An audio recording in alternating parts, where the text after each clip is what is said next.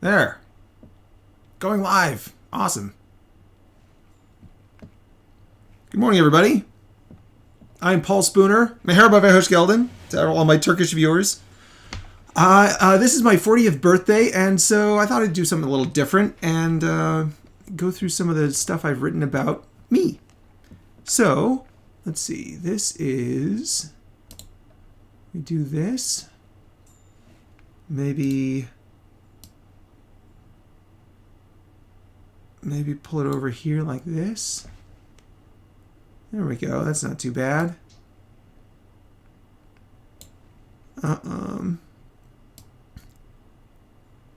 Thanks, Arrow909. What is happening? What is this? This is a live stream. You're watching a live stream on YouTube. So, I have written quite a bit about myself. I don't talk about it much because that's kind of, arrogant, narcissistic. It doesn't seem appropriate most of the time, but it's my birthday, so I think I'm gonna do it. So I have kind of an autobiography a little bit. It's 102 pages of just like memories that I have about things. I started writing this when I was in university, I believe. Back in, let's see, do I have a thing about clonking my head in Bible school? I don't know if I do. Mr. Paul III. Actually, that's interesting because I'm Paul. My uncle was Paul, and his dad, his father was Paul. So that's 3 in my immediate family, or my, close family. And so I am Paul III in a sense. Check if Adal is busy. Yeah. I mean, hey, if he wants to come on, I'm sure we'd be able to figure out a way to co-stream or something. That would be fun. So when I was in Bible school, I hurt my head skiing. Hit my head on I went off a ski jump and landed bad. Didn't have a helmet on. That was stupid. Should wear a helmet when you're going to go skiing, or at least going to go off, crazy jumps and stuff. So I hit my head, got a mild concussion, and mild concussion, you can't remember things so well. Your brain doesn't work so well while it's healing. So when I got to university, I started writing this autobiography. I was like, don't really have a lot of time. Well, here, during the first few months of university, before classwork and new friendships had really picked up, I had some time to reflect. And I began pondering my life up to that point, and a flood of childhood memories prompted me to start the first draft of what would become this autobiography.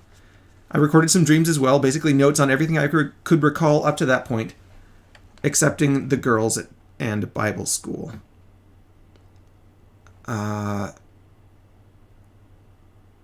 Yeah, you did get it right. It's kind of, yeah, good job. So, I'd written down some stuff, and I still have a bunch of notes that aren't filled out here with the double parentheses. I mark stuff like this so that I can find it more easily with a double parenthesis like that. And so that's like just an outline, a bullet point, an item, kind of a placeholder for filling stuff out. And just out of curiosity, let's see, can I find in document? How many of those do I have? 64. I've got 64 notes that haven't been fully fleshed out. So, thanks, a normal guy. I appreciate it.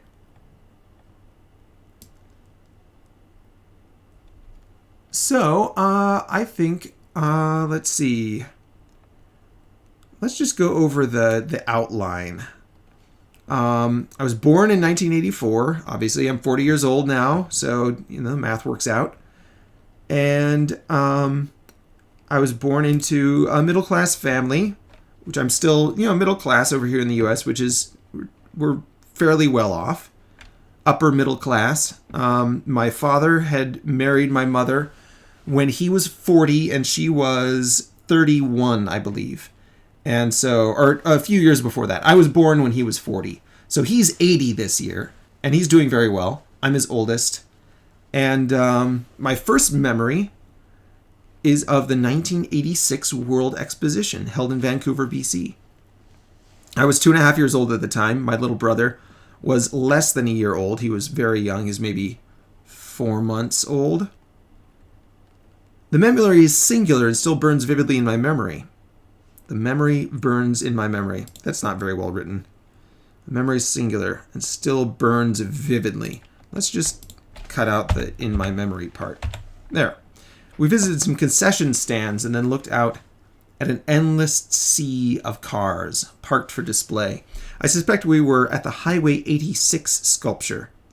The sculptors gathered many different modes of conveyance and formed them into a mock highway. The sculpture's identifying characteristic was that all of the vehicles were painted matte gray. My father and mother are standing in a sea of shiny gray cars. Oh, it doesn't like how I spelled gray, huh? It wants me to spell it like that. All right, well, fine. They look as if they are die-cast metal. In my memory, it's like a parking lot. It's like a vast sea of parking lot. But if you look up the Highway 86 sculpture, in fact, let's look it up now. It was a pretty small kind of thing. Highway 86 sculpture. Here we go. There we go.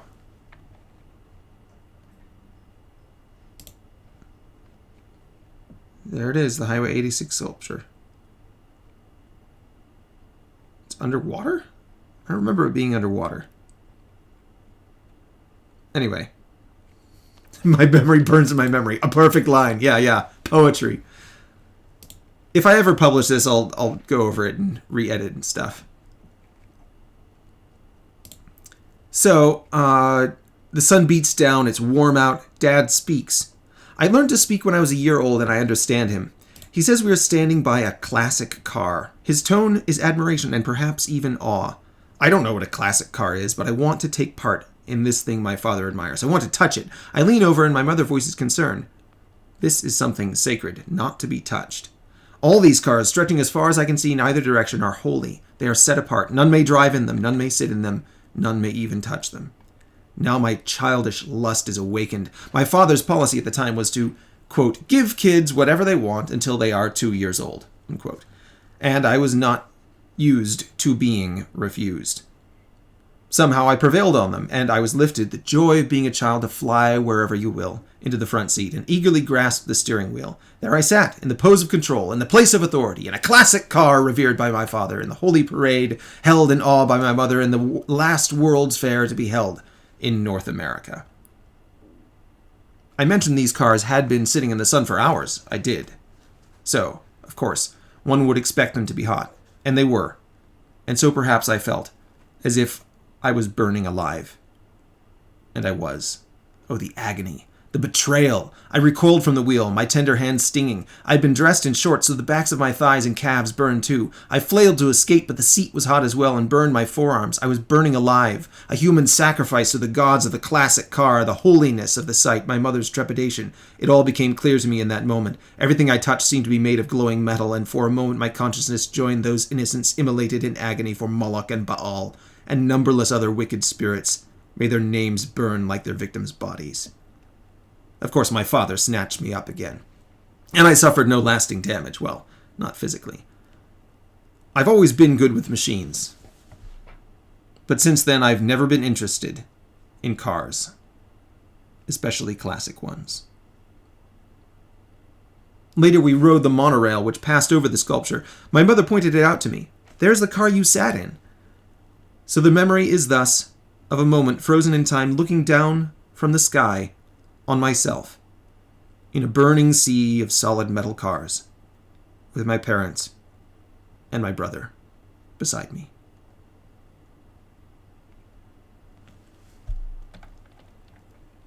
So that's my very first memory from when I was about 2 years old. I learned to speak when I was about 1, as I said in there. And yeah, it's a very early, very formative memory. I've since become a mechanical engineer, and like I said, I've always been interested in machines and how things work. But whereas almost all the engineers I know are interested in cars, I've never been, and I can only assume that this event was like a formative thing in my subconscious. So that was an interesting memory to have. Yeah, this is fine meme. Exactly. Yeah, exactly.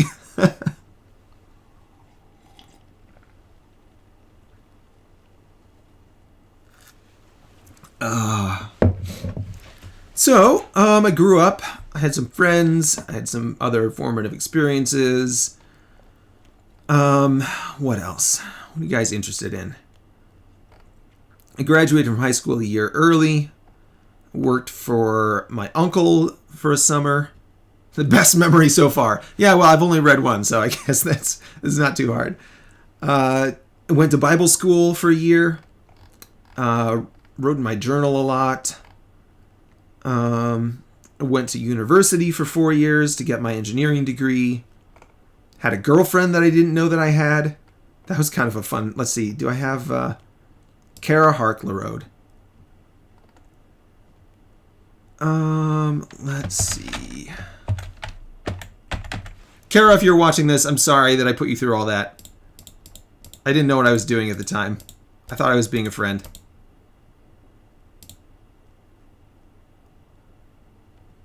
Kara Harklerode. So, when I was in university, I don't know if I've written too much about this. Let's see. Let's see if I've written some about it.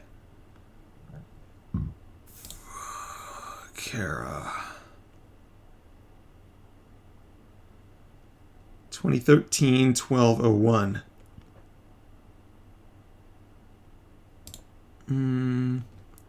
Spring 2004. No, it couldn't have been 2013. Got to be 2003. Yeah, it is 2003. 2003. Oh, somebody's calling.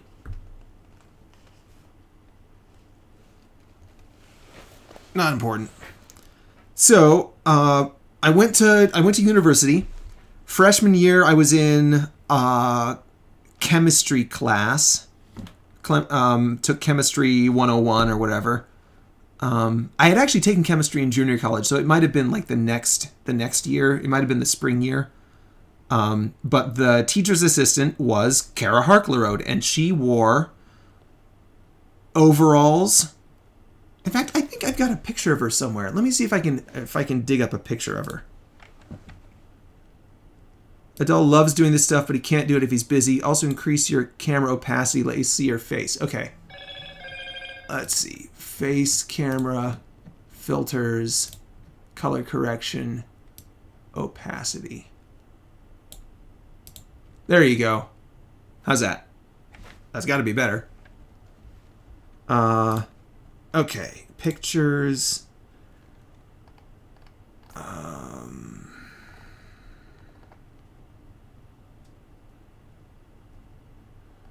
Photos.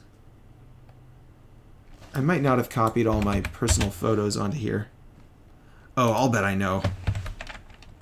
Oh, I'll bet I know. Google will know. Google will know where to find it.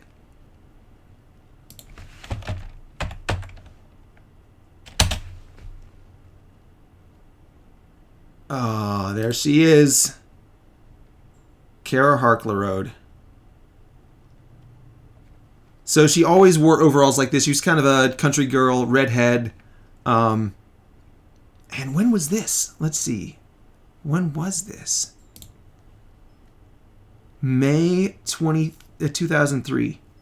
So, yeah, it must have been... This is a spring. I think it was a chemistry class. And I had...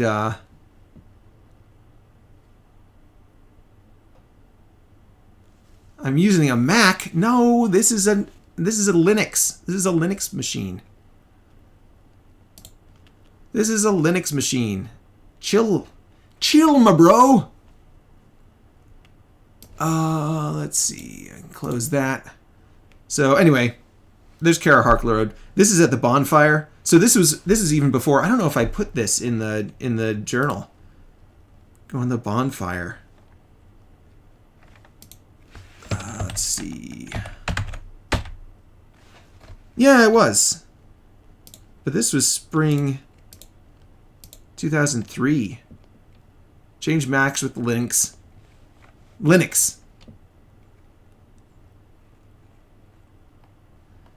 Well, I'll just read what I've written here, and then if it doesn't have details, I'll add some more details. Spring 2004, with Kara Harkler wrote, I ended up at one of the chemistry TA sessions, became infatuated with a young woman TA. She was dressed modestly, nearly always in overalls, as you saw in the picture. I was resolved to forego romance until after graduating from university, but I figured that we could be friends. We were in different majors, so there wouldn't be any competition. That helps, right?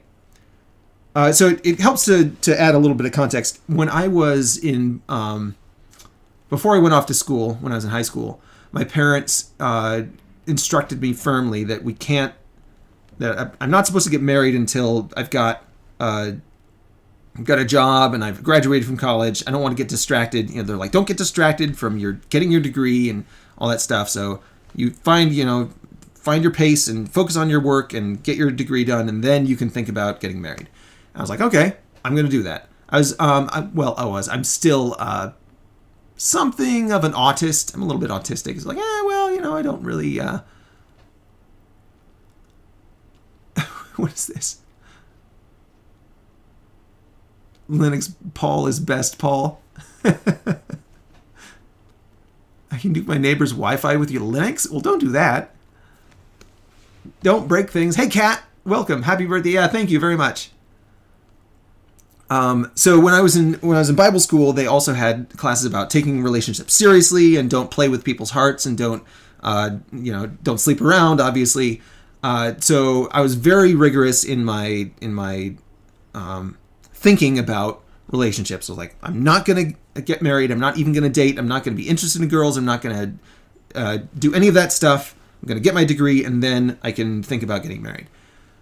So maybe a year later, I got her AIM username, and we started chatting. A few days later, we went out and laid in the grass looking up at the stars. This was like in the middle of the school, in the middle of the grounds. It wasn't like off in the in the forest or something.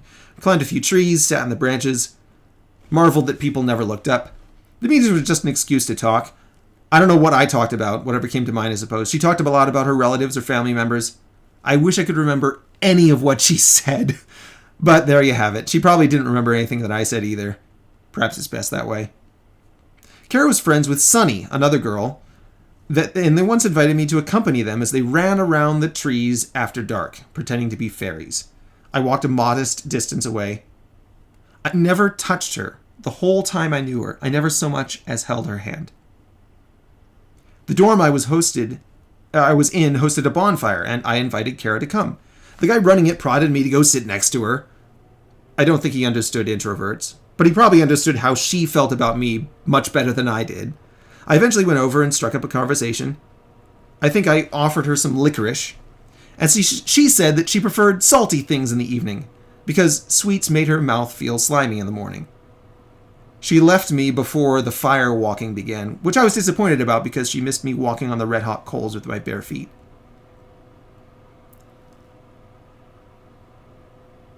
I don't know if I talked about her more. Let's see.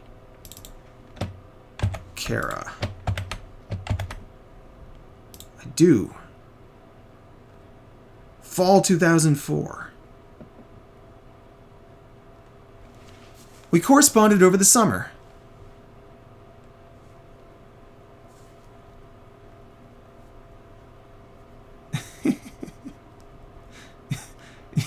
You guys are goading each other on to illegal acts in the comments here. Don't talk about anything illegal. Google is listening to everything you say.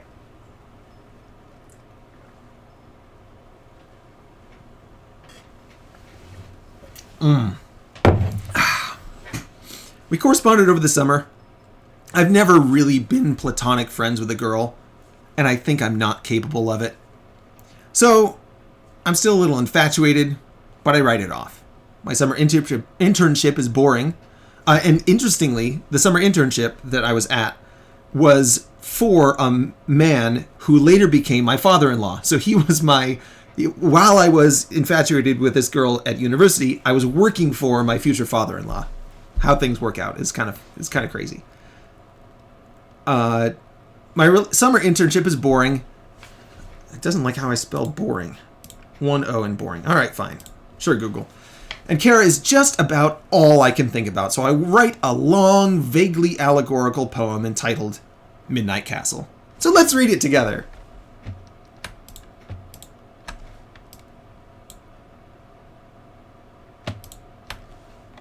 Midnight Castle. So this is the one without the illustrations. Let's see. Do I have one with the illustrations? Here we go. Here's the one with illustrations. Midnight Castle. This is a poem I wrote during the summer of 2005 for my then girlfriend. Now, see, it says summer 2005, but my journal says it was summer 2004. Yeah, it's pretty long. Anyway, it's ostensibly romantic long-form poem. I wasn't aware that we were dating, so I'm still oblivious to the fact that we're boyfriend and girlfriend. I think she thought that we were boyfriend and girlfriend, and I thought that we were just friends. But I wrote her this huge, long, romantic poem. I don't know what I was thinking. I was like, well, this is just something you do for your female friends. You write them long, romantic poems. It's normal, right? Totally normal. Crumbling craggy granite overhangs the restless sea, wet with mist and spray and fog. Oh, and before I get too far, so these are all images generated with Midjourney. Let's zoom in a little bit and maybe bring this over so that this fills up a little more of the screen. Just so you guys have got a little more to look at. There we go. All right, Midnight Castle. Maybe a little bit out. There we go. Crumbling craggy granite overhangs the restless sea, wet with mist and spray and fog, desiring grass or tree. Somber black and slimy stone offends the naked eye. Surf assaults the lonely rock. Seagulls wheel and cry. Grasping crooked fissures and its towers leaping high, shooting narrow bridges cross the gorge beneath the sky, woven in the midnight granite, ruling stormy seas, stoneworked wreathed in shadow sprawls, welling with disease. Gate of solid mountain oak and crossbars made of steel, ever-climbing buttresses with apogee surreal, figures in the foggy twilight pace the lofty walls, windows glow with crimson light from infernal halls. Perched upon a balcony above the flying foam, searching from the shadow of her frigid, dusky home, maiden sits with regal bearing, looking to the waves, tremble in her quiet breath, sentiment betrays. Silver locket sparkles as she holds it to her breast, carrying a crimson lion as the only crest. Out upon the swell, approaching swiftly as the night, sails boast the ruddy beast, blazoned on the white. Prow defeats the surging waves as storm clouds gather near. Wind flings back a wispy curtain formed of ocean's tears. Cries from far above her on the battlements declare more than just the princess see. All are now aware. Captains call for archers as they spy the lonely craft. Rustle in each archer's quiver lends a single shaft. Now the mists enfold the castle, deadening the sight. Mist of twilight hides the boat, guarded by the night. Wind decries the mad affair, and raindrops sting the face. Sea now roars and hisses at the flinty castle's base. Flavoring the air, the smell of salt ascends the wall. Soaked and slick, the men still gaze, peering through the pall. Many call for torches, but the fog protects the night, bathing all the battlements in wan and jaundice light. Every eye is fixed upon the ramp from dock to gate. Arrows nocked and archers shift. Long and anxious wait. Flash of lightning outlines figured armor on the grade. Just as soon as swallowed up by building storms cascade, arrows whistle vainly as their marks concealed once more. Swordmen clatter down the steps, heading to the door. Now the shadow of a man grows clearer through the spray. Torches thrown upon the road make mockery of day. For a moment in the dark the clouds draw back to show single figure clad in stone, glinting in the glow. Arrows swarm like locusts in a black and buzzing cloud, glancing powerless upon the shining crystal shroud. Now he breaks into a run as arrows fall around. Road grows tufted with the shafts, driving in the ground. But his path is now arrested by the oaken doors, standing firm against the ages of infernal wars. Halting for a moment in the shadow of the stone, silently considers this, thoughts and plans unknown. Then with mighty stroke that shiver timbers all to shreds, flaming sword assaults the portal, splinters far he spreads. Wading through the wreckage he advances toward the troops, turning from his wrathful gaze, fleeing him in groups. Entering the courtyard now the figure casts about, lending no attention to the fearful fleeing route. Choosing his direction he begins to run again, pounding down the torchlit halls, toward the sanguine den. Words cannot portray the horror of the demon's lair. Language falters, faced with bile and bone and gore and hair. Squatted, ever leering on his self-made throne of death, principality of doom steals away the breath. Shouting to implore the mighty God who will not fail, standing on the threshold while the demon's light grows pale, armored figure stretches out his blade toward demon's heart. Fissures split the stone-worked walls. Mortar melts apart. Demon flies to kill the man who would destroy his home. Caught mid-flight, the demon's crushed beneath the falling dome. Fetid vapors rush out in a roaring sudden blast. Figure turns for Muirend Hall. Demon dead at last. Searching through the dungeons and the towers high above, seeking out the cell where he can find his mourning love. Weeping on her balcony, she suns the light of dawn, fearing he has been destroyed by the demon's brawn. Now, resounding in the corridor, she hears a sound. Splintering boards and beams are clattering onto the ground. Closer comes the terror, and she hazards what portend. Standing on the balcony, bracing for the end. Flashing steel defeats the door, and darkness greets her sight. Hidden in the corridor in shadows dark as night. Then a joyous voice cries out, beckoning her name. Armored figure steps within, gesturing the same. Tromping through the passages beneath the towers high. Crossing narrow bridges, over gorge beneath the sky. Fleeing from the midnight granite to the stormy seas. Stonework wreathed in shadow falls, crumbling to its knees. Crumbling craggy granite overhangs the restless sea, wet with mist and spray and fog, desiring grass or tree. Somber black and slimy stone offends the naked eye. Vessel flees the lonely rock. Seagulls wheel and cry.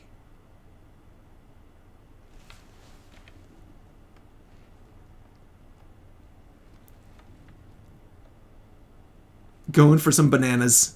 Okay. Thanks, Murtimer. Thanks for letting me know you're getting some bananas. That's good. Damn on fire. Hey, thanks. I'm glad you like it. He's in the mood. Yeah. Well, you know, I was certainly in the mood at the time. I don't know. Okay, so on rereading this here, I'm just going to read my commentary. And rereading this, I'm torn between being really pleased with the poetry in some places and rather disappointed in others. I was 21 at the time. There's no excuse for youth, but still, I'm not sure how I would improve it, say by punching up the pacing a bit. I'm also really happy for finally having illustrations for this poem, courtesy of Midjourney.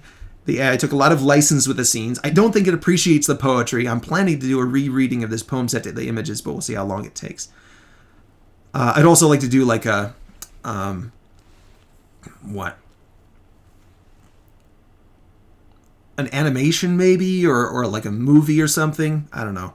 I still think it's pretty good. Let me know what you think. So anyway, that was Midnight Castle. That was the poem I wrote over that summer. It didn't have illustrations, of course. It was just, you know, just the text.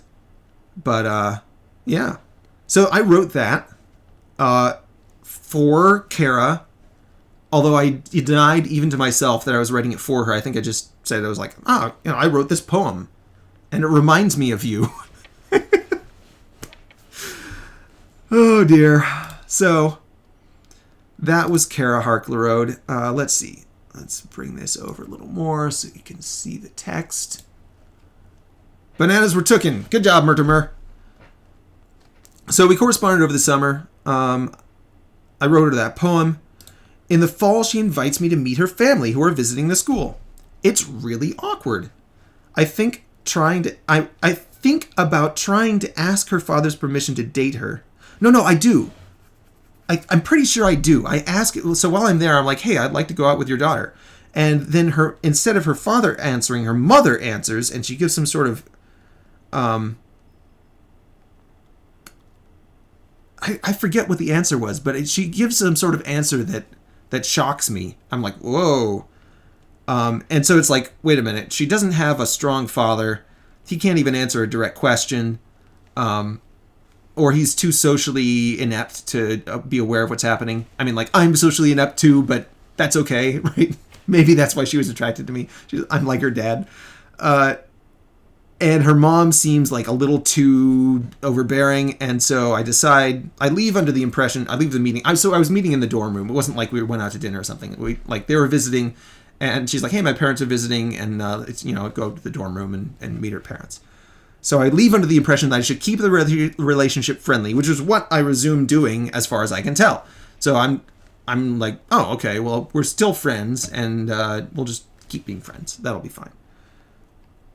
At some point, we go exploring the storm drains on 2 occasions, and each time I ensure that there is a chaperone with us. I forget who's there the first time. It's one of the guys from school, one of the guys in the classes. The second time, it's Aaron Scott, who is arachnophobic and dominates the evening, being terrified because there are spiders in the storm drains. And so I go in front and smash the spiders, and then she goes in the back, and so he can be in the middle, so he's not alone with the spiders. And it's like, I don't know what I was thinking. I like exploring storm drains. It's fun. And later I do go exploring storm drains with my fiancée, then to be wife. Later my roommate and I have a Dungeon Siege marathon. Kara comes over the next morning. I haven't slept for hours. I played like throughout the night. I played all the way through the night. I haven't slept for hours and basically ignore her. A day or two later, she tells me that we can't go out anymore. Which, I didn't realize we were going out. Weren't we just friends? I never kissed her. I never held her hand. Anything. I say something like, I guess this is my first time dating then, to which she responds, yeah, the black mold kind of gave it away, which kind of puzzled me for a long time. Until I reread Midnight Castle and made the connection. Except that there's no black mold in Midnight Castle. The black mold was the black mold on my pants. I had left my pants in the wash, and I hadn't transferred them, and I left them in the wash for so long that they grew black mold on them.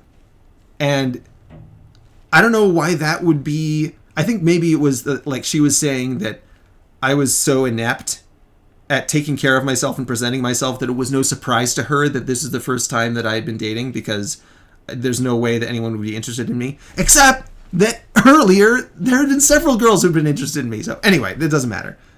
I think she was disappointed that she thought that we were going out, and she was disappointed that her affections and interests were not reciprocated, and so she's trying to downplay my desirability. Which, I mean, fair enough.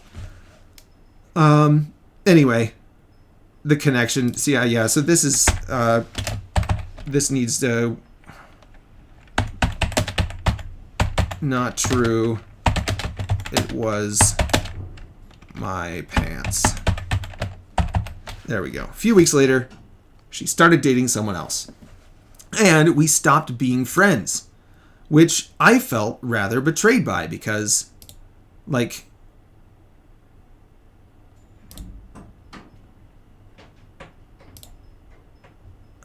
let's see. She starts dating someone else. Yeah, I felt kind of betrayed by that, because it was like, I thought we were friends. I thought we were having a good time together. We had some similar interests. We could hang out and do stuff. If we can't, I don't understand why. I didn't understand at the time why we couldn't just be friends. Why we couldn't be, why it had to be romantic. Now, I understand now that women can't wait around for a guy to decide to be decide that it's time. Like, they've got to start having children as soon as possible so that they can have a family. Because if they wait too long, they're just going to not be able to have children. So I didn't understand what was going on. And I don't know, like, if I could go over and do it again, I think that probably I would have not been as interested in friendship with young women. I don't know if anyone... So this is some editorializing on my own story here, but I don't think personally that it's possible for young men and young women to be only friends. I don't think it's possible. I think it's too... The young women are too attractive to young men, and young women are too interested in having a family for it to be sensible.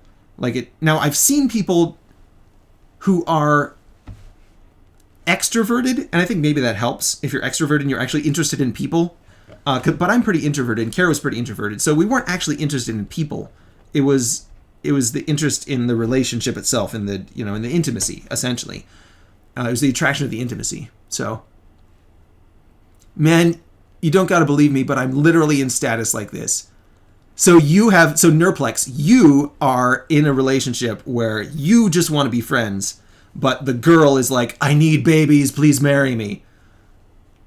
And Murtimer +1, you too? My bros! So this is my story. I don't think that it is possible for men to be friends with girls. At least young men and young women. It might be possible if you get older. I don't know. I'm 40 now. Maybe it's possible for me now. But it certainly wasn't possible for me then. And I think if you're a young man who's like really a loser and is not any good at anything, then it's possible to be friends with girls, because the girls are going to be like, oh, he's not husband material, I'm not really interested in him. But I don't think it matters how... Well, yeah, I don't know. I suppose it would be possible if the young woman was extremely ugly, sickly, or in some way like crippled, so that she wasn't attractive as a wife, but still had capability of being a friend if there was a common interest there or something. I had friends in high school, but we were part of a friend group. It wasn't like an individual friend. It was part of we were part of a group together. So, yeah. Murtimer says, I wonder why they want family. You should watch Jordan Peterson. It should be fun before family and the kids. Sorry for saying that, but true, kinda. So, I am of the opinion that it should not be fun before kids. I think if you're going to get married, I think if you want to have sex with a woman, you should either distance yourself from her so you're not tempted to, or marry her so that you can carry it out in the proper context. I believe that marriage is the proper context for sex, and that attraction is driving us toward marriage. And that was always my intention. It was like, I want to get married. So I've never had sex with a woman except for my wife. And I've never even been alone. I've never been alone with a woman except for my wife. In private. I've been in a car, like driven in a car with a woman or whatever, but like I've never been alone together with a woman except for my wife. So like, and that has worked out very well for me. I've got 9 kids. Like I'm very happy in my relationship. We have a great relationship, and part of that is that I didn't bring any baggage in, and she hasn't either, right? She was a virgin when we got married, so like she didn't bring any of that baggage with her. I didn't bring any of that baggage with me, and I think that is... Men think about sex as like, oh, it's easy, it's cheap, it doesn't cost me anything. But it does cost you something, because there's this psychic connection that gets established. And if you establish that connection with a woman outside of marriage, you are allowing her into your psychic environment. And because you have betrayed her in that way, because it is a betrayal to not marry a woman before you sleep with her. Like, that's a very deep betrayal. And if you betray a woman in that way, she will make you miserable and crazy. She will psychically sabotage your life. So don't do that. It is such a stupid idea. Don't do that. Don't sleep with girls. Don't sleep around. You have to get married before you have sex. It is so important. It is so important. So, I had not understood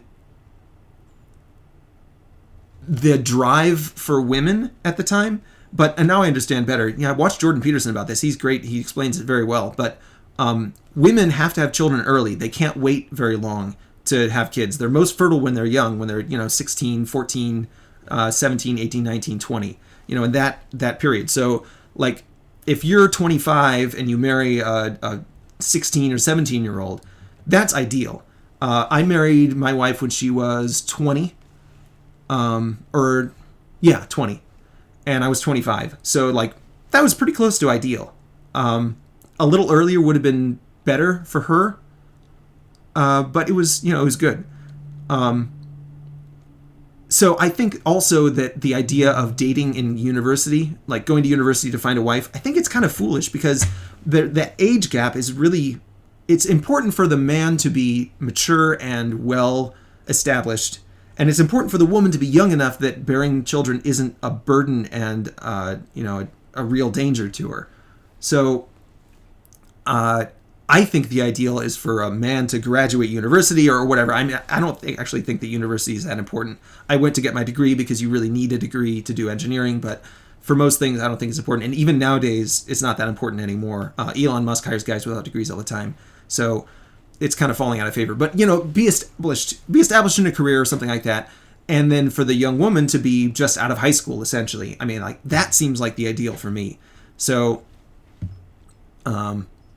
this whole thing of like dating peers and people of your equal age and like both people having a job and not having kids. I'm a Catholic, so I don't believe that birth control is a viable option. I don't think it's morally acceptable, morally justifiable. So like using birth control and waiting to get married or waiting to get married, certainly, like living together, whatever, and then waiting to have kids even after you're married, I think both are really bad ideas. If you're gonna sleep with a woman, you should have married her first. And if you're going to marry her, you need to be willing to give her the children that she wants. I'm not saying that you have to have kids, but if she wants children, you should give them to her. And she is probably going to want them because she's not going to want to marry you unless she wants to have your babies. Unless she's on birth control, in which case you need to get her off of birth control before you get married, because when she does go off birth control, she will change, and her desires will change, and her ideas will change, and what she's attracted to will change, and it probably won't be you. So, like, be really careful about that too. Don't marry someone who's on birth control. It's a very bad plan. Anyway, that's my rant. That's my rant about all this stuff. Let's see. Let's read some comments. I try to be only a friend, but I slowly notice, nope, it's hard each time. Yeah, totally agree, Nerdplex. I don't think it's possible. It's certainly not possible for me. I've seen other guys do it. I've seen a few of them succeed, but mostly they were extroverts. So I think if you're an extrovert, maybe it's possible to just be like, oh yeah, we like being around people and some friends and stuff. But then it won't be an exclusive relationship, right? You'll be in a group of people. So I think that is fine. I think it's fine for there to be men and women in a group of friends. But I don't think that it's possible, certainly not for me, for individual men and women to be friends, at least until they're much older. Yellow dollar is coming. I don't know what that means.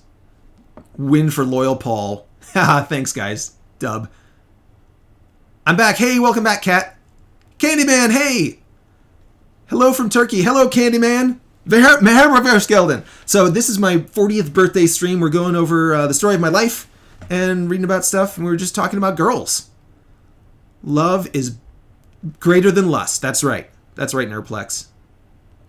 Engineering. So what's the strongest shape? 5 seconds. Congrats, you got full marks. The strongest shape? The triangle. Or in 3 dimensions, the tetrahedron. which is why Diamond is so hard. Let's see. So she started dating somebody else because she wanted to get married and have kids. And she had to do that. Thanks, Candyman. Let's see. Is there anything else about Kara in here? 2004. Kara's still on my mind. I can't shake her spell. Too bad the timing is wrong for the kind of relationship that would unite our flesh. So romantic. I don't even know who she is. Not really, yeah. Not really.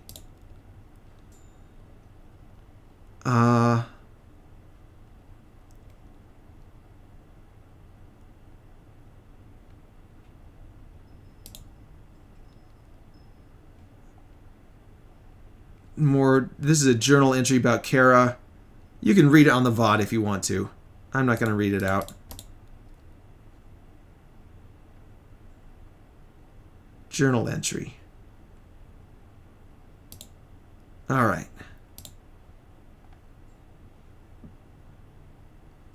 Taylor. Oh, yeah.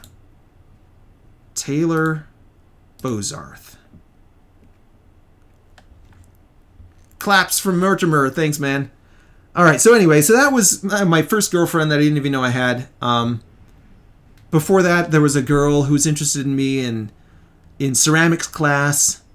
And I think she was only interested in me because I had my own car. I was like, I don't know, 15 or something. And we were in ceramics class. She was one of those low-class doxy types. Made up, lots of makeup. Not dressed particularly modestly. I shot her down so hard. I had no idea what was going on. I was like, what are you even talking about? What are you even talking about? And there was friends from high school and stuff. We've got 8 viewers now. Hey, guys. Welcome. This is my 40th birthday stream. I'm just going over a journal of my autobiography. So let's see. What else? Encountering Anna. I talked about this earlier. I've only ever had one sexual partner. We're married. But I don't want to talk about marriage. Let's see. Exploring. Our first child was born in 2010. Shortly afterward, I did the work on Minecraft. There's a whole stream about that. You can go watch if you like. I was hoping to collaborate with Notch, but he got overwhelmed with public attention, shut down all his non-essential communications so he could focus on working on the game. I went on to write a few scripts, none that repeated the popularity of the tree generator, and some years later provided support for the tree code I wrote for the new developer, Jeb. I believe it was Jeb. What do you think about Minecraft now? I like Minecraft. I like that it's a sandbox that lets you do what you want. I like the feeling of being immersed in something that's real in the sense that you can change it and touch it and work with it and modify it and play with it. I don't like how, and I talked about this in a stream called What's Wrong with Minecraft, where I talked about, I don't think that Minecraft is particularly well designed as a game. I don't think it's particularly well designed as a voxel tool, and I don't think it's particularly well designed as a simulator or a procedural generation engine. And so it's got flavors of all those things, and it's well integrated, but I think all of those things could be done better, and I don't know if Minecraft should be the thing that does those things or if it should be something else, but I'm not particularly impressed with how well it's executed on any of the ideas that it implements. But it does implement a lot of good ideas, and it implements them well enough, so it's like, it's a good game. Obviously it's a good game. It's one of the most popular, I don't know if it's the most popular, or it's certainly one of the most popular games in the world. But I think you could certainly do much better. The other thing I'm not happy about with Minecraft is that it never had modding support. Like, the modding support was just never there for it. And even though it is incredibly moddable, it was never implemented well. Fun facts are 90% not fun and just facts. Okay. Did I say fun facts? I don't think I did. I think you said that, Mortimer. Salam, hey, salam. Kalpiz, Oizakak? Candyman says, new Minecraft. Yeah, that would be sweet. Elek salam. Marhaba. Marhaba Gelden. Salam. Paul Spooner, is it your birthday? Yes, it's my birthday. I'm 40 years old today. The big 4-0. Here, let's... No, that's the wrong way. There we go. 40th birthday. It's my 40th birthday today. Salam, Ahmet Utmor Sunyor. Sunyor? Yeah. Greetings, everybody. So I was just going over some of my memories. I've written a 100-page memoir, and it's not even done. So I was just going over that. Let's see. Let's go over here. Perfect.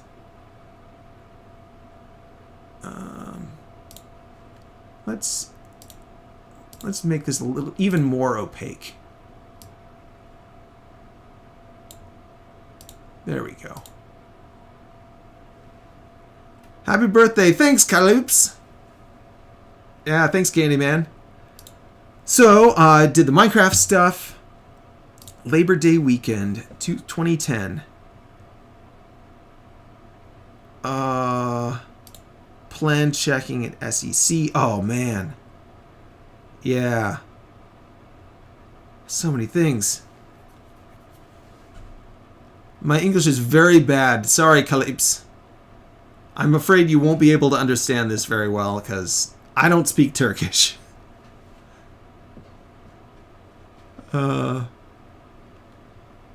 So I worked at a couple companies. I worked, before I married my wife. Before I got married, I worked at... Do I even have a thing on here? Meissner Filtration Products. I should put a thing in for Meissner Filtration Products.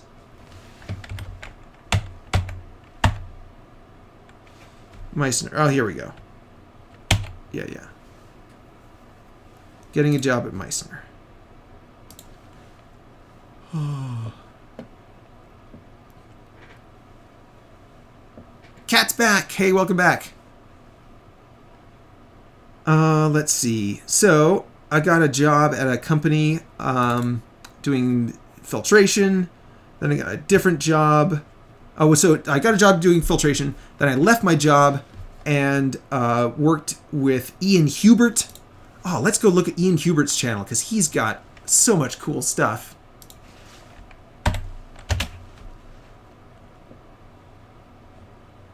What's going on in your game, Paul? Says Candyman. I'm not playing a game at the moment. I'm doing 40th birthday memoir stuff. Remembering my 40th birthday. Remembering my life. Kind of going over my life and stuff. Let's see. Subscriptions. Ian Hubert is... Ian Hubert. There we go. This is Ian Hubert. So I worked with this guy on Project London. He's got so much really cool stuff. You guys should check it out. Check out Ian Hubert's stuff. Because he is amazing. He's an amazing CG artist and director. Visual, he's got an incredible visual imagination. Very, very keen visual sense of like design and stuff. Really artist type. He's a really cool guy. Anyway, so I worked with Ian Hubert on Project London. Let's go look at Project London.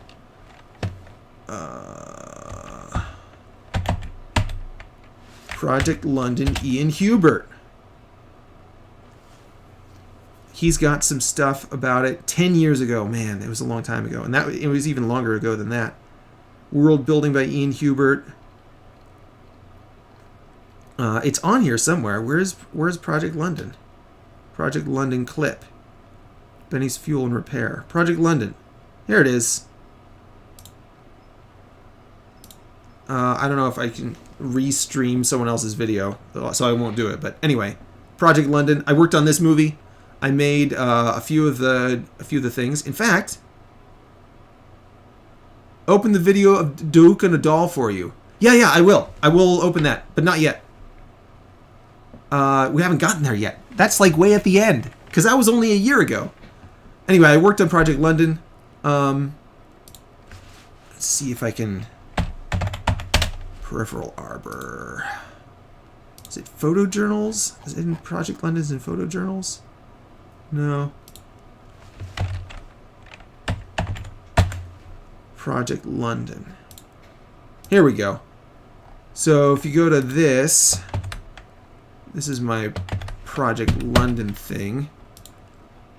And these are all the videos that the things that I made, and they've got timestamps. So this is like, each one of these has a timestamp on it. So like ISO container, click on that, and it's this ISO container right here in the corner. So I 3D modeled that ISO container, and a bunch of other stuff. So that's Project London. So I quit my job. I quit my well-paying engineering job. I started officially dating my to-be wife. I moved up to Seattle, and worked on this movie project because I was like, man, I could make some money. Like, if I could make my living doing 3D modeling and like CG stuff, that would be amazing. I would love to do that. And so I moved up there hoping to make that work. And I'd been doing 3D modeling since I was like 13. And so I moved up there hoping to make that work. And that was exactly at the time that the big crash happened. So 2008 financial crisis hit, and yeah, everything fell apart.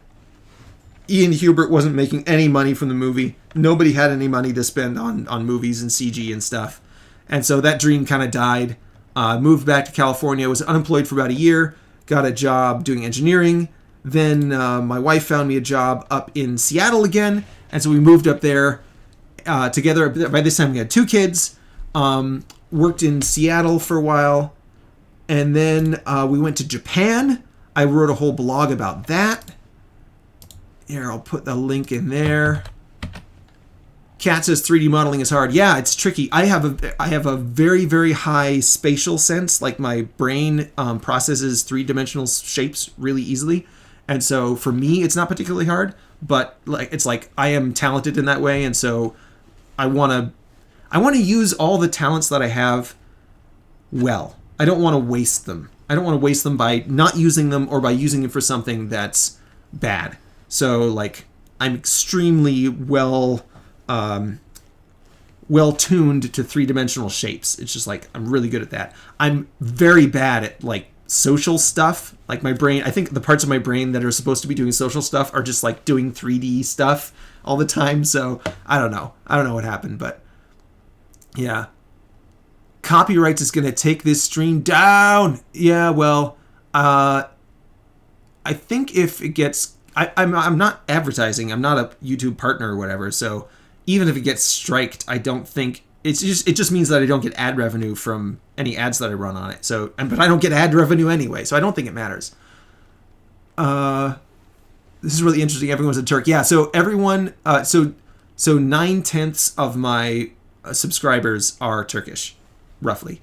So like 9 out of 10 of the people who are my subscribers are Turkish. And so I do most of my streams early in the morning for me, which is late in the evening for you guys, so that you guys can participate in them. Come guys, talk to Paul on Adal's Discord server. So here a staff may notice. Talk about Paul. If I'm Dudecon, Dudecon. If I can get have I joined his server? I don't know if I joined his server or not. I should join his server at some point. You have a son, right? I do. Yeah. So when we were in Seattle, my first son was born. I was working for an aerospace company called Electro Impact, and you can view all this stuff. Paul.trap.com is my professional resume. I just put it in the chat. So you can read about all my professional stuff. So I won't talk about it too much because it's all documented there. But yeah, I had my first son in there, and then the company that I worked for was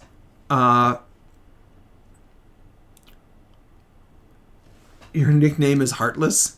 Okay. Please open Dugong Doll's video soon. Yeah, I will. Douken doll. Yeah, I'm very curious. I will open it up. What time is it for you? Right now it is 9:12 a.m. 9:12 in the morning. So I went to Japan because the company I worked for had a big machine over in Nagoya at Kawasaki Heavy Industries. Now they had 2 at the time, and they were installing a 3rd. Now I think they have like 4 or 5 installed over there. But they had a contract for support, which meant that they had to provide 1 engineer who would be on site during business hours at all times. But the company I worked for didn't want to hire someone who was Japanese. They wanted some of the engineers from the company itself to go over there. And they didn't want to get a work visa because that was complicated and stuff. And so they just sent us over there on traveler's visas. And you could only stay in the country for a maximum of 6 months. And you had to leave the country and come back after 3 months. So it was like, go over for 6 months or go over for 3 months, and then someone will come and swap you out. So they're like, hey, we're taking volunteers.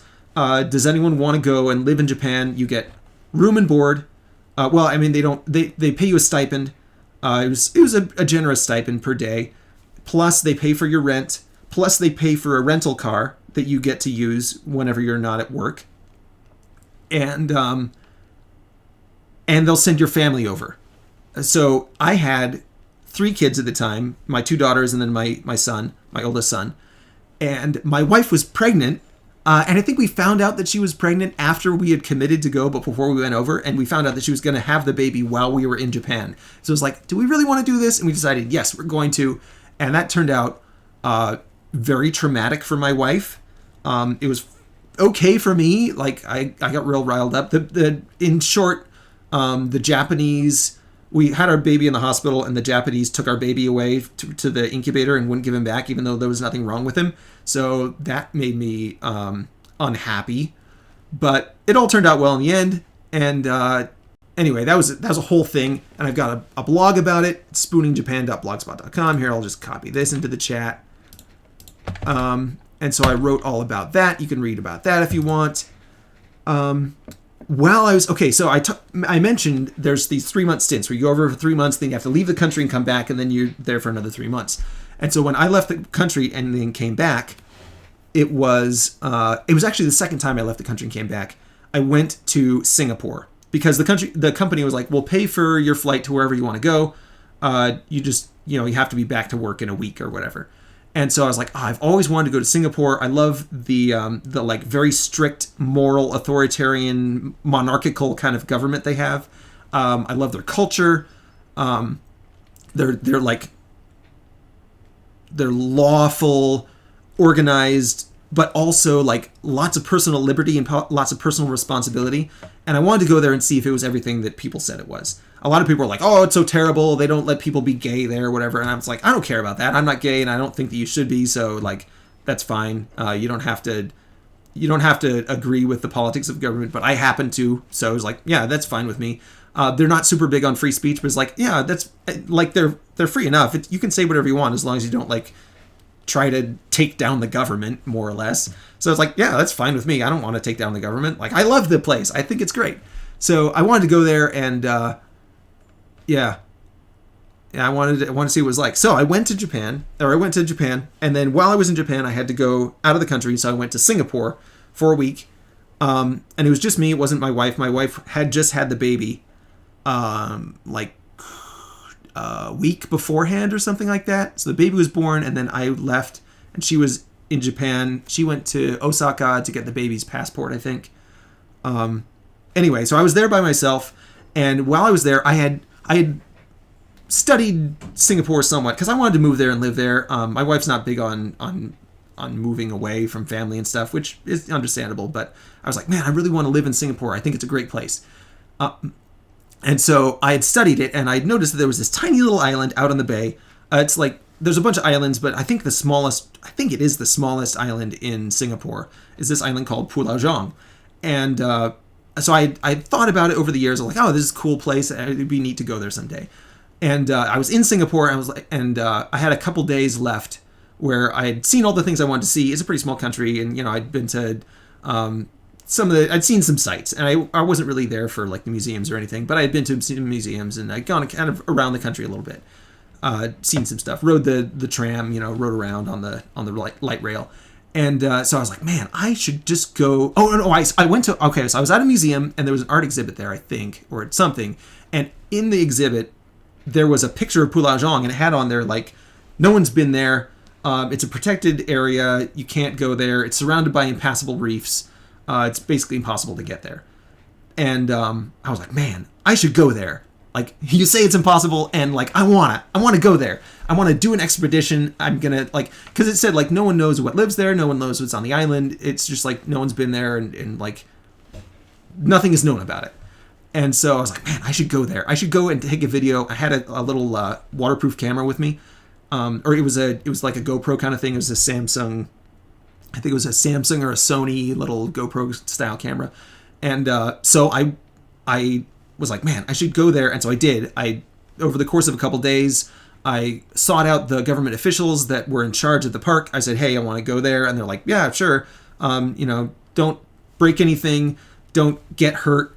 And don't take anything with you. Or like, don't take anything from the island. Like, everything has to stay there. I was like, fine. Yeah, I can do that. It's just going to be me. And maybe so there were some friends. I was staying at a hostel, and there was one of the guys there. I thought maybe he would go with me, but he didn't end up going. He was kind of like a, I don't know. How do you put it? He was like a trust fund kid, where he was just traveling around, seeing the world, didn't really have any drive of his own, and so he hung out with me for a little bit. But he was just like, "Whoa, you're too intense, man. I can't handle this or whatever." I don't know. I don't know what's going on with him. Trust fund kids, who can understand them? I'll turn off the computer and come back. Okay, see you later, Calypse. Do it for me. Enter Duke Nadal server. What are you guys saying? I'm back. They social anxiety. Try to get a few people here from the server. Yeah. There's a bunch of people now. Thanks. You did good. Thanks, guys. Adal. Yes. Paul, please watch this. This is Adal's video. Guys. Yes. Yeah, I know. Is he streaming right now? Is he live streaming?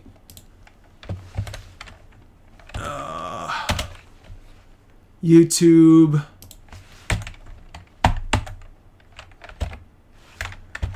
Duke and Adal.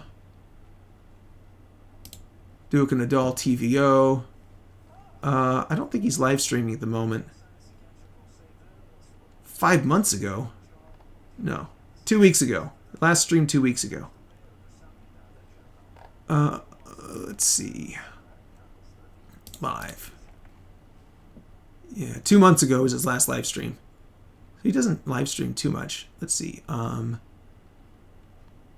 About playlist community. He also has his own personal channel, right? That he does his personal stuff on. And Lance's. Yeah, anyway.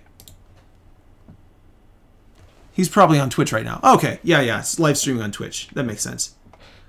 So I went to Pulaojong and got permission, went over there. There's a video about that. I can show my own videos, right? In fact, let's see if it's still there. Pulaojong means junk island. And for a while, Wikipedia. Ecology. Yeah, here it is. In July 2014, a private expedition was conducted with the permission of the Singapore government. An individual swam to shore, he climbed the island, recorded video footage of the island's interior, found no evidence of terrestrial animals of any kind, to suggest that the island was inhabited exclusively by insects, spiders, and an occasional bird. Link to Paul Spooner's video of exploration of the island. And so here it is. I'll put a link in here. But yeah, I made a little video about it, and then I also made a bunch of other videos. So I took a bunch of footage. This is like the edited version. It's edited down to just like the interesting parts. But then I also uploaded all the footage that I had from the island, as well as a bunch of the footage that I had going to and from the island. So it's all on there on YouTube if you're interested. Somebody's got a comment on my thing. When do you usually live? Oh yeah, I answered that already. So anyway, Paul, is this your book? Yes. This is, well, I mean, it's one of my books. This is my autobiography. It's a book that I've written. I started writing it when I was in university. So anyway, I went to this island. I swam. So I tried to rent a kayak. I tried to rent a boat with a kayak so that I could take the kayak to the island. I couldn't find anyone who was willing to do that. So then I was just like standing on the seashore watching this old guy like fixing a crab trap or something. And this guy comes up and he's like, "Hey, what's up?" And I was like, "Hey, I want to go to this island. I want to go to Pulajong. I've got the papers. I've got permission. And I just can't find anyone who has a boat who can take me." And he's like, "I've got a boat. How much money you got?" And I was like, here's, I think I paid him like 400 Singapore dollars. And I was like, "Here's the money I got. Is that enough?" He's like, "Yeah, that'd be fine. Let's do it." And I was like, I need a kayak." He's like, "You don't need a kayak. You can just swim. I'll give you my life preserver." I was like, "Okay, sure, let's do it." So we went out there. He gave me a life ring, like one of those big orange rings. And I just like swam over the reef to the island, walked around, climbed up onto the top, walked around on the top, climbed back down, walked the rest of the way around, swam back to the boat, and went back. Went directly back to the hostel, picked up my stuff, and then went directly to the airport. It was that close cut. It was like, if I don't find someone in the next like hour, I will have to just give up on this. But it worked. It worked out. It was awesome. So anyway, yeah. Yeah, it's an awesome little island. I would love to, at some point, I would love to go and build a castle on that island. And like build a really cool like island house, castle, fortress base thing. I think that would be incredibly cool. I am pretty sure it will never happen, but who knows? It's possible. Anything's possible. Tried to download Astroneer on my brother's PC. I'm so evil. Oh, well, I mean, like, as long as you have your brother's permission. You do have his permission, don't you, Murtimer? Hello, Lontold. Welcome. So, that's the story of Pulajong. You can watch the video if you want. What were we talking about? We were talking about Pulajong. Then we went back to the boat. I went back to the boat. I went back to Japan. I went back to Seattle. I went to the Akashi Kayoko Bridge. Oh, that was such an amazing experience. I don't know. Let me know if you guys want to hear the story about going to the Akashi Kayoko Bridge. I'll read it and talk about that. If not, that's fine. Then I was kicked off the project I was working on at EI when I got back from Japan. And then I went, I was like, well, I don't know how long this is going to last. It turns out it didn't last very long. EI was like at its peak there. And shortly after I left, the whole company cratered. They like had to lay off 2/3 of their people or something crazy like that. It was very rough for them. But it's fine for me because I moved back to Southern California and worked for my buddy. Kind of switched careers, worked in construction for a while, doing engineering for construction. Then I worked for a company doing fabrication. But the interesting thing to me... Need to go, Candyman. All right. See you, Candyman. The interesting thing to me was I became a Catholic. I had been a Lutheran before. And so I became a Catholic. I was still Christian, but I was a Catholic now. And we had all 5 of our kids at the time baptized. And then, what? We took a family vacation. Oh, yeah, that was fun. And then I found out about Jordan Peterson. And that's the last thing in my journal, because Jordan Peterson has a self-authoring program, which I encourage you to go look at. Get a copy of it and do it. It's a great exercise. I really enjoyed it.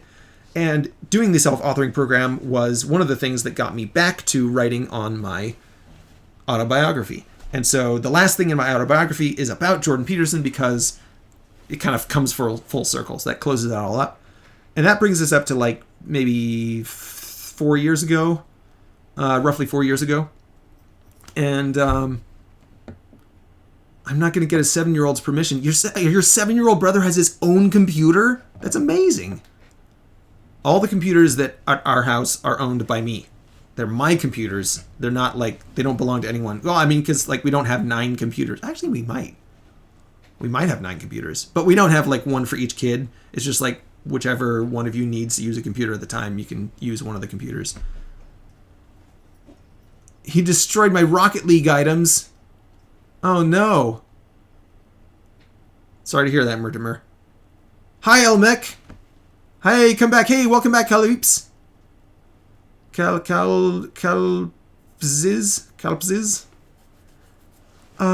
So yeah. Jordan Peterson, that brings us up to the present. So that is my autobiography so far. So after that, there's the pandemic, and which I always kind of thought of. Jordan Peterson talks about being ready for the flood, like preparing for the flood. And in that context, I've always thought of the pandemic as being kind of like a flood, right? Like everyone is in their little ark. They were in their family. They were just with their family. They were like kind of isolated. And it's like, were you ready for that? Because if you were ready for it, like it was a time of purification.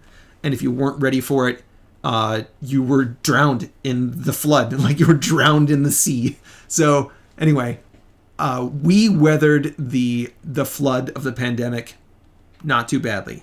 I worked from home for a bit. I got a couple jobs that were very lucrative. We made some money, saved up some money, and then we moved away from Southern California up to North Idaho, which is where I am now, with my brother and my father.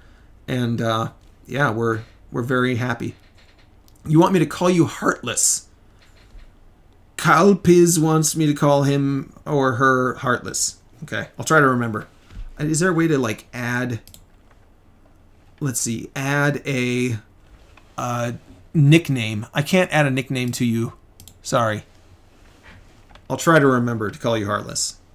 Even though it's not true, clearly. Because you would be dead. So, that's the story of my life so far. And I also have a dream journal. So this is like, I don't know how many pages. How many pages is this? 102 pages of my autobiography. I used to keep my dream journal in the same document, but they got too long. So here's my dream journal, and it is 137 pages of dreams that I've recorded over the course of my life. The first ones are not dated, and like the other one, I will read the very first dream that I can recall. I was in the car with Dad and the family. We're on a relatively flat plain. There was green grass and hills. There were windmills along the way, studding the hilltops and turning slowly. Then we drove from the hills into the mountains. As we drive further and further into the huge mountains, the road narrows. On the right, it falls off precipitously, and on the left, the stone face rises sheer like a wall, but craggy. We reach a huge dam. We're either at the top of the dam looking down or at the bottom looking up, and either way, the structure is enormous. It blocks our path, and we have to turn around. I recall this place full of huge mountains sloping down to the sea, and greenery clinging to the crevices between the great facets of stone, flying over the scene and driving up to the lakes through the great arches and back down to the plains, where the cities are, and the nexus.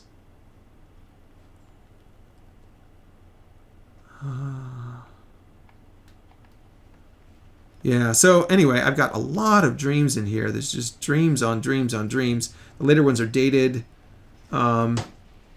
Few of them I've illustrated with Midjourney. I don't know. Dream journal. Dreams seem like the kind of thing that only the person who has had them are interested in. So I won't bore you unless you're interested in any of that. But there's something I skipped over. Do we have Seamus Young? Finishing Fall from the Sky. All right, so this is my book. Fall from the Sky. Let's go look at Fall from the Sky. There's Midnight Castle. Back to author. Fall from the Sky. So this is a book where the first 5 sections maybe were written by my best friend Seamus Young. He passed away a year and some change ago, but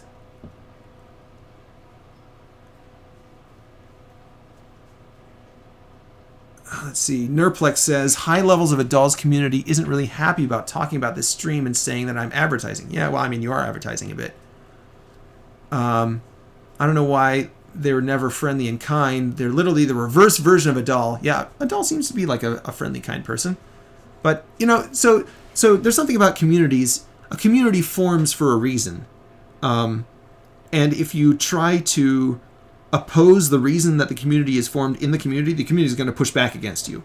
So like the Adal's community is for Adal. It's not for me. It's not for you. It's not for, you know, like some other reason.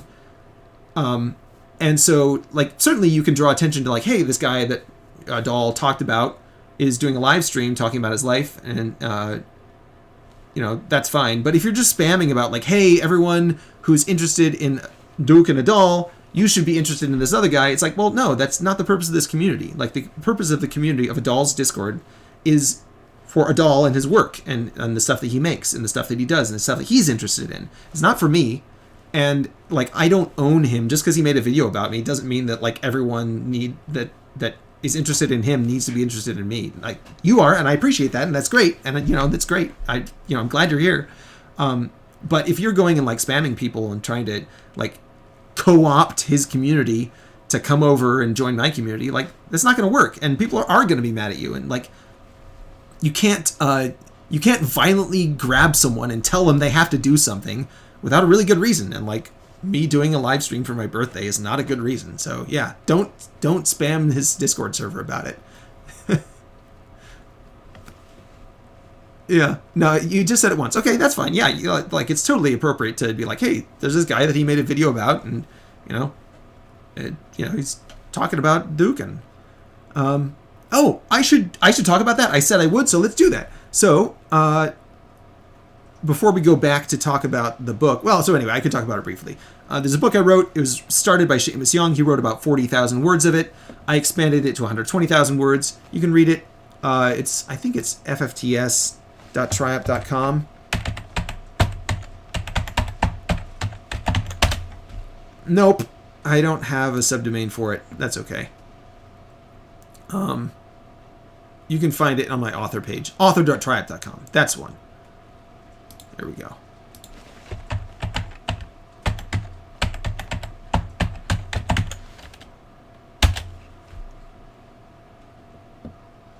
I was like, hey, Paul wants a doll. We want him to give him an yes because of my social anxiety. Yeah, that's okay. You didn't spam either. Thanks, guys. Yeah, thanks for not spamming him. Man, it is really snowing out. This is great. It's been snowing the last few days. This is beautiful. I can turn this around so you guys can see. Ooh. It is beautiful, snowy out.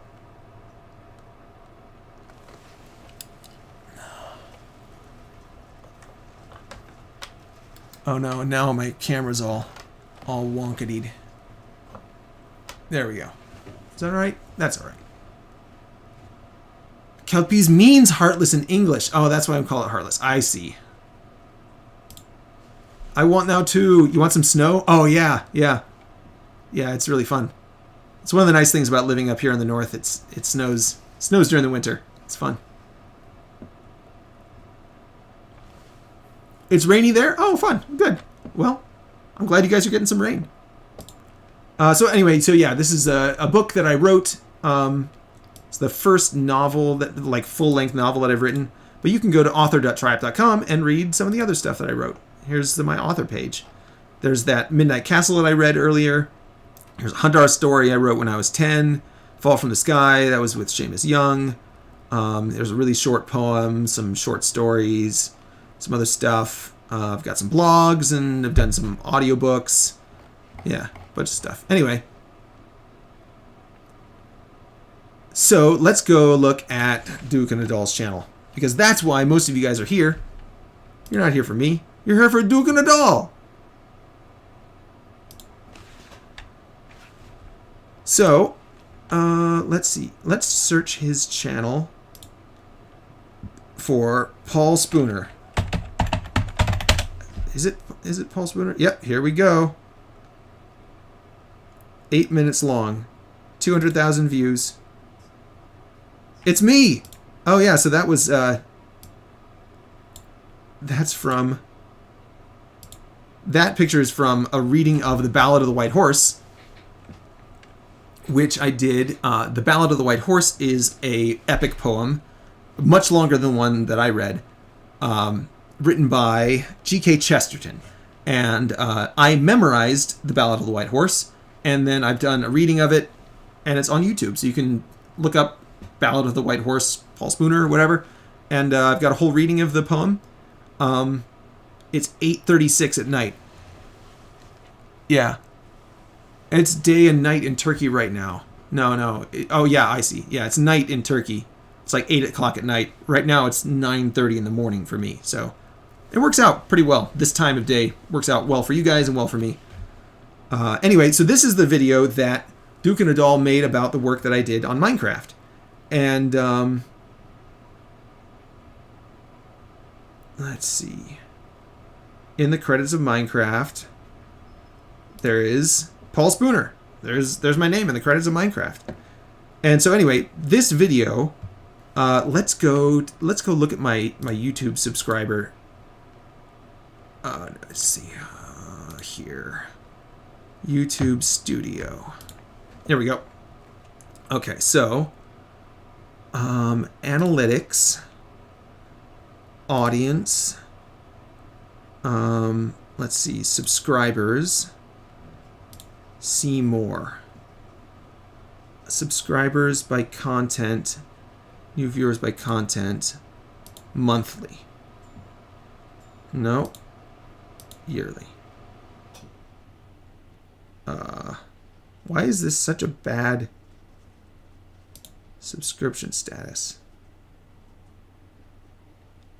I want to have it like weekly.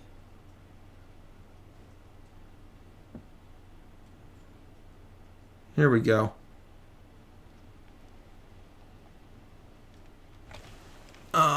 Views by no, this isn't what I want. I want number of subscribers. Paul Spooner content. Oh, I see.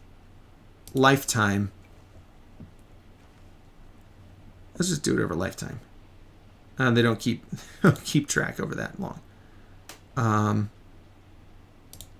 Okay, well, you can kind of see the spike here. There's this huge spike. So before here, I had about 300 subscribers. And I've been doing this for like 10 years. I had about 300 subscribers.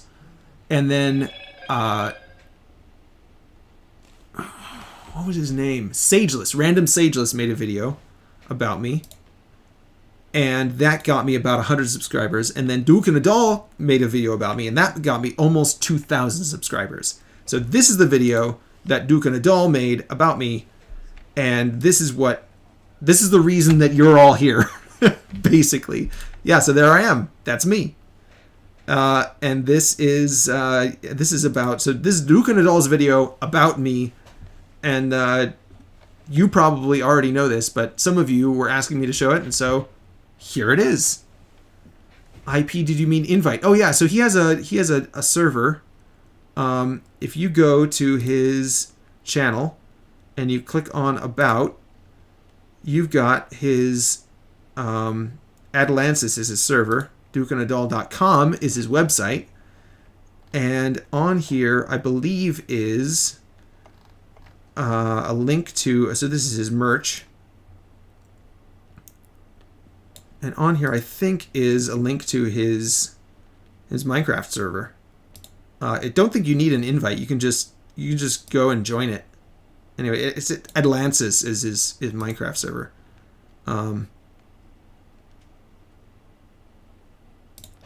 Where's there should be a link to it somewhere. Anyway, if you're interested, you can go join his Minecraft server. I've been on there. I was on there a little bit ago, and I made a live stream of it. It was really fun. So anyway, that is the reason that you are all here. And now we've come up to the present. You're all here. I'm here. If there's no more questions, I'm going to end the stream and have a nice birthday. Maybe I'll come back and do a little bit of star whatever, space, whatever the thing is. Astroneer. Maybe we'll play some Astroneer later today. But yeah, thanks all for joining me. It's been a pretty good crowd here.